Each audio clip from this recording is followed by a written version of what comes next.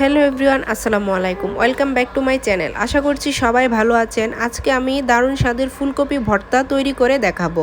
ফুলকপি ভর্তা আপনারা অনেকেই অনেক রকমভাবে খেয়েছেন। একবার আমার মতো করে ভর্তা বানিয়ে খেয়ে দেখবেন, খেতে কিন্তু অসাধারণ হয়। প্রথমে আমি চুলায় কড়াই বসিয়ে দিয়ে দিব সরিষার তেল। এবার অল্প হলুদ গুঁড়ো আর স্বাদমতো লবণ দিয়ে নেড়ে চেড়ে দিয়ে দিব পরিষ্কার করে রাখা ফুলকপি আর আলু। এবার সব কিছু ভালোভাবে নেড়ে চেড়ে ভেজে নেব। আমি একটু সময় নিয়ে লাল করে ভেজে চুলা থেকে নামিয়ে নিব।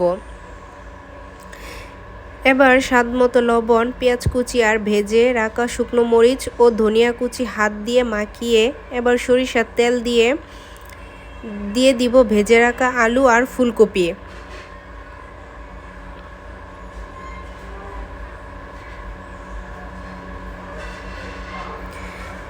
এবার ভালোভাবে মাখিয়ে নিব।